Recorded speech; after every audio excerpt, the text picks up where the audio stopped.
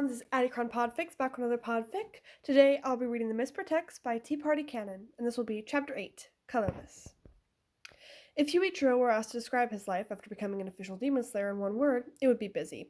2 weeks after final selection, his assigned swordsmith, an old man named Tetsuido, presented him his newly forged sword, which had turned a brilliant white in his hands. At the same time, Amane had also given him his demon slayer corpse uniform and a special gift, a haori made of the same misty fabric pattern as his old yukata.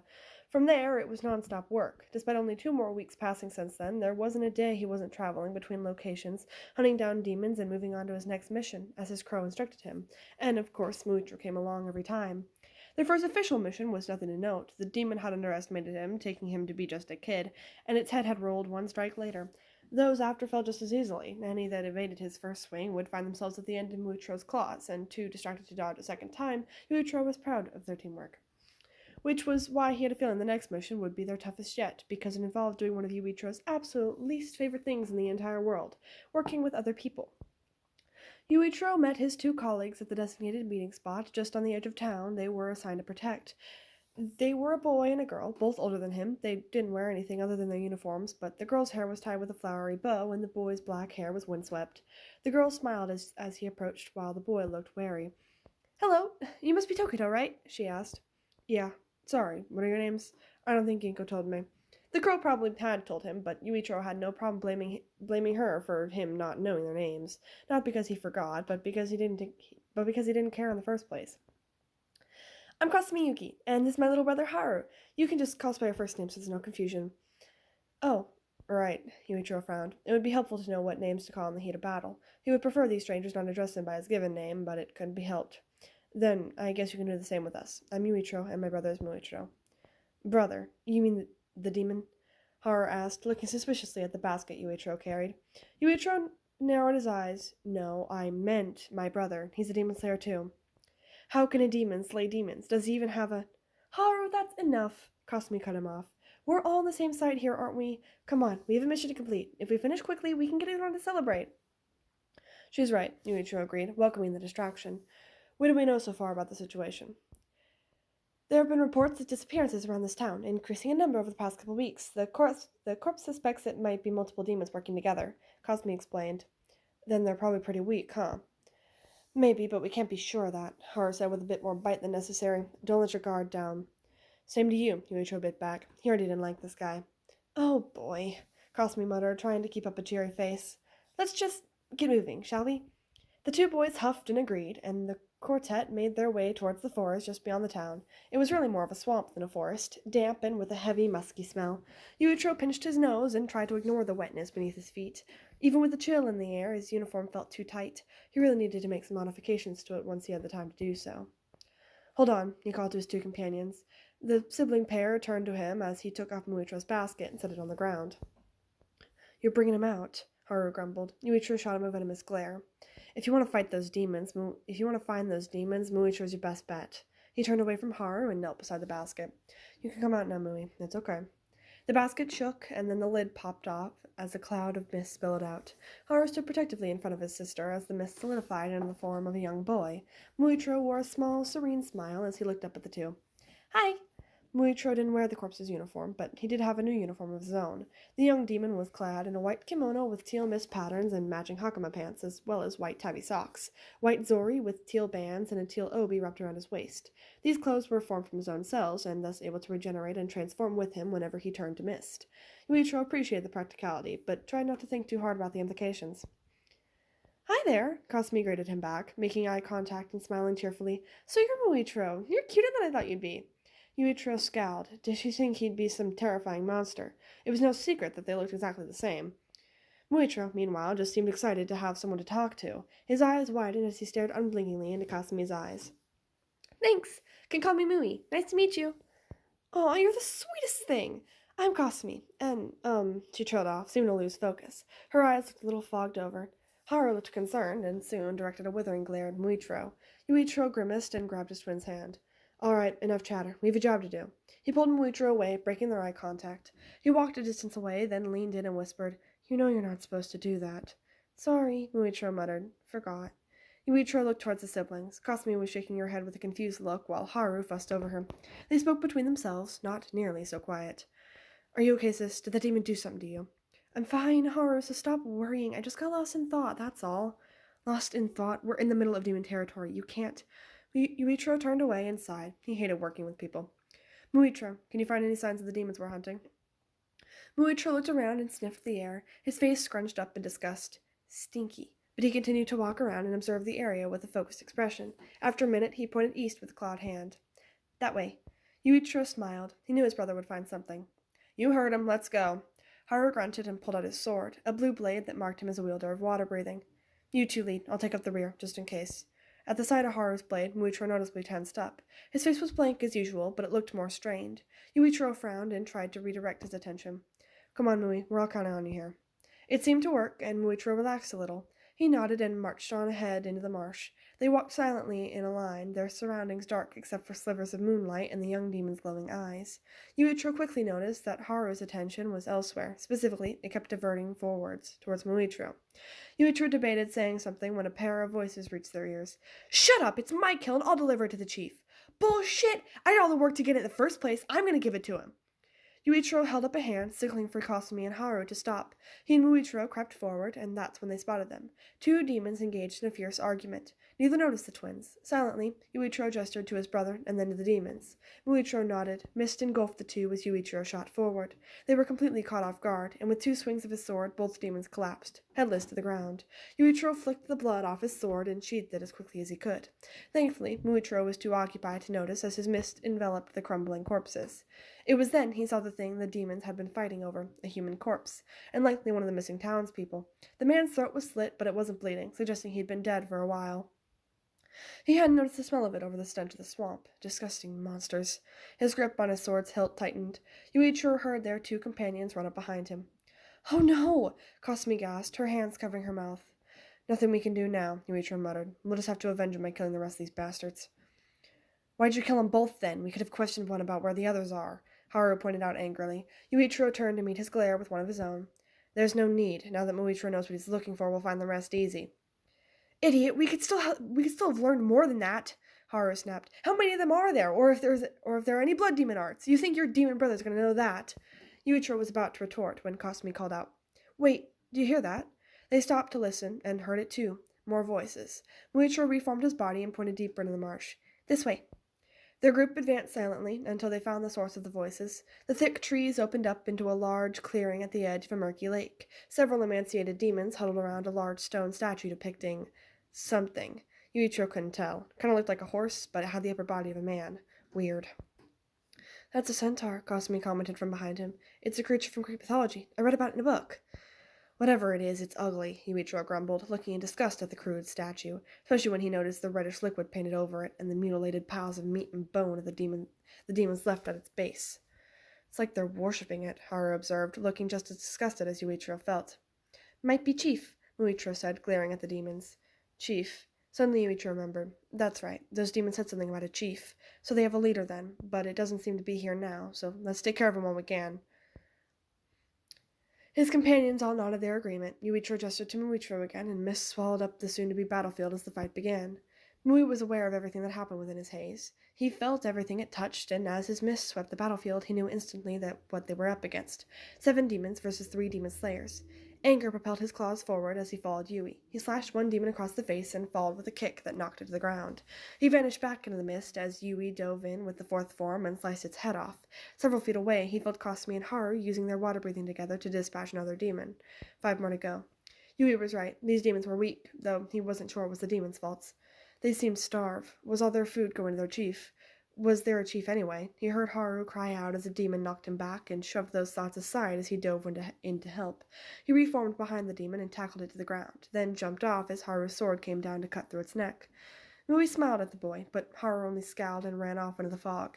His smile fell, but he shook his head and retreated back into the mist. Despite the Slayer's animosity, Mui followed Haru to assure his safety. He watched as he and Yui stumbled across each other, swords raised until they realized who the other was. Growls beyond the mist drove them to stand back to back, watching and listening for approaching enemies.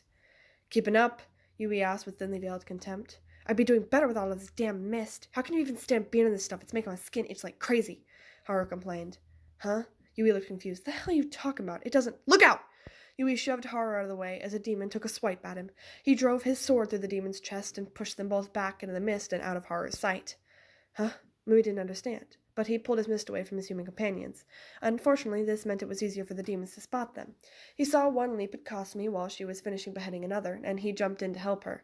With a shout, his claws ripped across the demon's back. It stumbled, and Kasumi spun around and cut its head off while it was distracted. Whew! Thanks for the save, she said, smiling gratefully. Mui returned the smile, but then sensed something new moving through the mist, something big, and then he spotted it, a dark shape within the fog, looming behind Kasumi. Fear colored his face before anger took over. He snarled and lunged forward, intending to push Kasumi out of the way of the demon's strike. Sis! Haru's voice called out as he broke through the mist, sword already in swing. Towards Mui. The young demon's eyes went wide. Time seemed to slow as he watched the blade move towards his neck. Why? Weren't they on the same side? The new demon's claws swung at his shocked Kasumi, back turned and none the wiser. He could still save her, but if he did, Mui squeezed his eyes shut and turned to mist just before Haru's blade could cut through his neck. I'm sorry. Haru! Kasumi cut off with a gasp as sharp claws raked across her back, the corpse's uniform offering no protection from the demon's attack. She collapsed to the ground, deep gashes bleeding the ground red beneath her. Haru's face went white with horror as he stood over her. Sis! The shock left him frozen as the large demon swung at him next. His sword was raised to block, but the demon easily knocked it from his trembling grasp. Haru's legs gave out beneath him, and he collapsed next to Kasumi. Mui watched from the mist. The past few seconds had moved slowly for him, like he wasn't even there, like he was an outsider watching someone else. But Kasumi's pain, Haru's fear, and the blood soaking the ground, they triggered something in him. Memories of the small house, the wicked grin, and his brother screaming. He saw red. Yuichiro was swinging his sword towards yet another demon when the mist around him suddenly vanished. The demon spotted him and lashed out, though that didn't save it as its blade cut through its neck. But it was anything but a clean cut, and he felt a sting on his cheek where the monster's claws grazed him. Muichiro! He called on instinct, looking around, and that's when he heard his brother howl, a feral sound full of fury. He turned and saw Kasumi and Haru, the former prone and bleeding on the ground, while the latter hunched over her. Yuichiro bit back a curse. This wasn't good. Muichiro's mist coalesced into a solid form as he threw himself at a monstrous demon unlike any of the others here. It had the lower body of a horse and the upper body of a man, both adorned with rusted samurai armor. Its human face had no mouth, instead a toothy maw adorned its torso, where the two halves connected. It was also easily twice Muichiro's height. His claws slashed at its face, but the demon recovered quickly and retaliated with a punch that sent Muichiro flying into a tree with a loud crack. Mui! Misbreathing, fourth form, shifting flow, slash! Yuichiro dropped low and charged, sword slicing through the demon's left leg. It grunted in surprise, but otherwise gave no reaction to the loss of the limb. Humph. So the demon's their corpse sends children to fight me? Pitiful. The demon spoke with the mouth on its torso. It reared back, and its other foreleg came down to stomp on Yuichiro, forcing him to jump back. This thing's huge! Was this the demon's chief, depicted in the centaur statue? How had something this big snuck up on them? He chanced to glance at Kasumi, and couldn't help the curse that slipped out at the sight of all the blood surrounding her. Shit! Muichiro roared and split up into mist again. The cloud flew towards the demon and surrounded it, clinging like a second skin. The demon stumbled back, blinded, and it gave Yuichiro some time to assess the situation. The biggest problem was that Kasumi was losing blood, fast. Yuichiro pulled a supply of bandages from his uniform pocket and tried to wrap up the wounds, but they were being soaked through as fast as he could wrap them. He cursed and turned to the frozen Haru. Don't just sit there, help me! Haru snapped out of his daze and nodded frantically. They worked to stop the bleeding and hold pressure on the wounds, but Yuichiro could already tell this was a fool's mission. Kasumi, can you hear me? Yeah. Her voice was weak. You need to use recovery breathing or you're going to bleed to death. Focus on your breathing and close off the flow of blood to the wounds. Do it now. What they really needed was the Kakashi to get her somewhere safe, but even though there were some right in the town, they couldn't come here with this demon still alive. Yuichiro looked up. The chief was still trapped in Muichiro's mist, its skin sizzling and melting to expose bone and muscle beneath. He needed to help behead it, but he wasn't sure Haru could stem the bleeding on his own. Then he spotted Haru's sword lying on the dampened earth floor. Muichiro. He pointed to the blade. Use the sword, you need to kill it now! Muichiro's misty form moved strangely. It swelled and writhed, and the demon roared as the sizzling of its skin increased in intensity. Come on, Mui, we need to get Kasumi help! Suddenly, Muichiro wrenched himself away from the demon. His mist fell to the ground and reformed into his body. He glared at the demon, not once looking at the sword. Don't need it! Don't be stubborn, you can't. Don't need it! Muichiro replied with a shout. He lunged forward, and faster than the eye could blink, slashed through the joints in all four of the demon's legs. It fell to its knees, and Muichiro leapt over its head, claws raking across the back of its neck. But the demon reached back and caught him, throwing him into the ground with superhuman force. Muichiro's body exploded into mist before impact, then reformed as he jumped right back into the fray. Damn it! Muichiro wasn't listening to him at all. Yuichiro grit his teeth and looked between Kasumi and the demon. He felt frozen with indecision. Could he leave Kasumi long enough to kill the demon himself? He didn't think so. Fine, then switch places with me. Hold pressure while I take care of the demon. Muichiro jumped back, shot him a very uncharacteristic glare, and then leapt back as the demon's hooves trampled the spot he'd just stood. Then the chief's eyes turned towards the three humans. Shit. Yuichiro reached for his sword, but his blood-slicked hand fumbled with the hilt. The chief struck out with its fist extended, only for it to suddenly be severed at the wrist. Yuichiro landed in front of his brother and growled a warning at the demon. Yuichiro looked at his brother with sympathy. He understood his anger, but this couldn't continue. He placed a hand on Muichiro's back. His brother flinched, but the touch seemed to ground him. He turned his head to face him. Yuichiro took a deep breath and spoke calmly. Look, Muichiro, I get it. You want to prove yourself, and I know you could handle this demon if it was just us here, but Kasumi is going to die before the sun comes up. She needs help now, so let me fight the demon this time, okay? For a moment, Muichiro didn't respond. His body wound tight, but then he shuddered, the tension leaving him, and as he slumped and nodded. Okay. Yuichiro smiled in relief. He and Muichiro switched spots, his brother helping a shaking horror while he stood with his sword drawn to confront the centaur demon. You believe that you can kill me? Arrogant child! The chief stamped its hooves. I was a samurai of the Meiji. Shut up! I don't have time to listen to your crap! Yuichiro interrupted him. He looked up at the demon's eyes. No number. It wasn't a demon moon, but that didn't mean he could let his guard down. One hit from something this size would likely reduce him to paste. So don't get hit, then. Insolence! The demon slammed its fist down, and Yuichiro dodged to the side. He jumped back, hoping to lure the demon away from his teammates. It took the bait and stomped towards him before breaking into a full charge. Misbreathing, sixth form, lunar dispersing mist! Yuichiro leapt into the air, over the demon's head as it charged under him, his sword slashing to cut through its arms. The chief stopped and landed on its back, but before he could swing for its neck, it took off running again. Yuichiro yelped and dug his sword into its back to avoid being thrown off as it bucked about. Tokido! Yui! I have it under control! Yuichiro tried to brush off Haru and Muichiro's shouts as the demon tried its hardest to throw him off. How dare you! Just shut up and die already! As the chief bucked, Yuichiro pulled out his sword and jumped, the extra force throwing him high into the air. The centaur demon watched as he reached the height of his jump and started to fall, its torso mouth turned up in a toothy grin, claws drawn back to strike once he came into range. Water-breathing, first form, water surface slash! It buckled, its balance lost. The chief cried out and turned its gaze to Haru, sword in his hands and a deep gash through its right hind leg. He backed up, and Muichiro leapt in, claws slicing through the rest of the limb. The demon collapsed onto its remaining hind leg.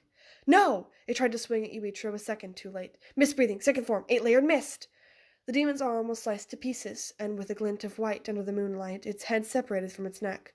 Yuichiro landed on the wet dirt, and the demon's head followed a moment later. Yui! As soon as he stood up, Muichiro leapt at him and wrapped him in a hug. Muichiro? Haru? Yuichiro was confused as he watched the older boy approach. Not that he didn't appreciate the help, but what about... Bleeding stopped, Muichiro told him as he let go and backed up. His small smile looked strained. We'll be okay, for now. Yuichiro nodded. He heard their crows caw and fly overhead. The demon has been defeated! The Kakashi are on the way! Haru breathed a sigh of relief. Then she'll be okay. Thank goodness. Thank goodness. Muichiro nodded. His smile slipped, and he moved to cling to Yuichiro's arm. Mui, is something wrong? He asked, somewhat redundantly. It was obvious that something was bothering him. Muichiro didn't answer, which was confirmation enough. Yuichiro grabbed his arm and started to lead him away. He glanced at Haru. We won't go far. You should stay with Kasumi until the Kakashi get here. The other slayer didn't argue, his face clearly troubled. Right. Once Yuichiro was sure they were out of hearing range, he stopped and turned to his twin. Muichiro, what happened back there? You're not usually that stubborn, reckless, uncooperative. There were a lot of words he could use to describe that situation, none of them good. Muichiro's face was impassive, but his lips twitched as he fought back a frown. Did I cause trouble for you, Yui? Huh? Well, Yuichiro stuttered, unsure how to answer. I mean, you do worry me sometimes. Oh, Muichiro looked downcast. Sorry.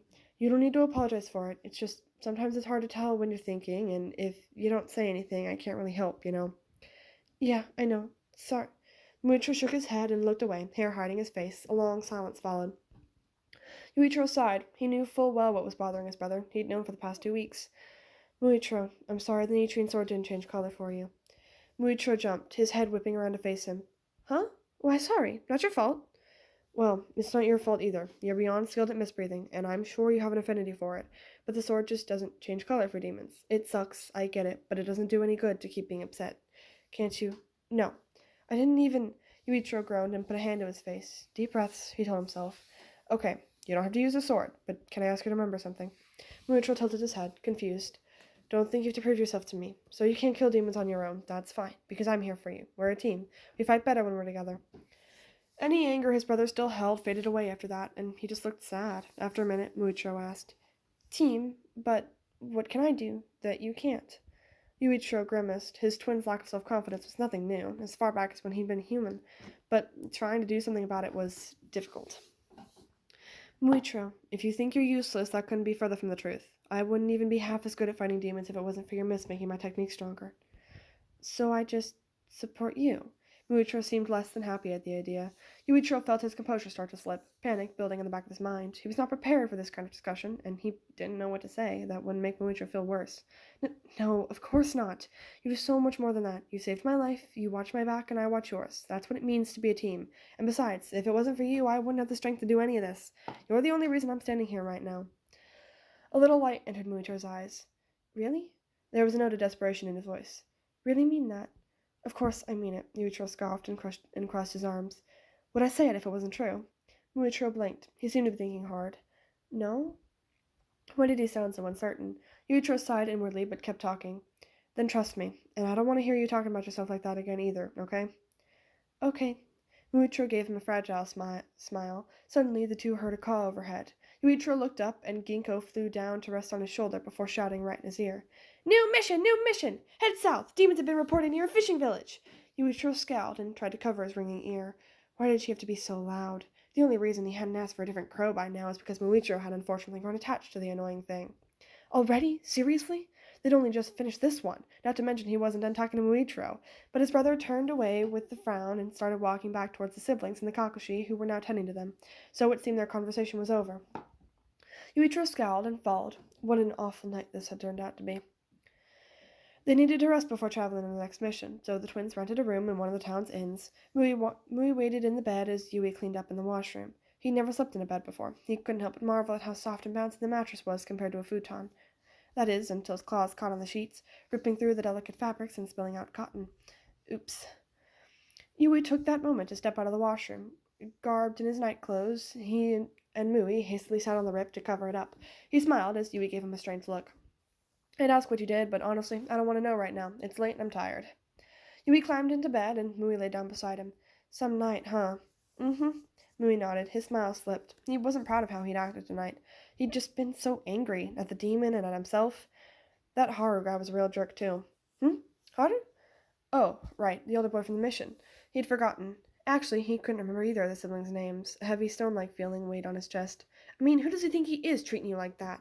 He turned on his side and gave Mui a fierce look. Mui, if he insulted you, I want you to tell me now. I'll beat him to a pulp. Mui smiled awkwardly. He had a feeling Yui would do much worse if he found out what Haru had almost done during the battle. But even if he was hurt by Haru's lack of trust, not to mention the attempt to kill him, he didn't want Yui trying to get revenge for him. Not needed. Humph. Yui rolled onto his back again. Fine, but I still don't like him. Mui couldn't help but chuckle at how overly indignant he sounded, like he was putting on a show to distract them both from what had happened. Mui hoped that girl would be okay. He wanted to apologize for not being able to protect her. Maybe they could visit her at the butterfly estate after this next mission. Should get some sleep, Yui. Yui sighed. Yeah, I know, and I want you to sleep too, okay, Mui? I'll be counting on you once we get to the village. Yeah, me too. Good night, Yui. Good night, Muichiro.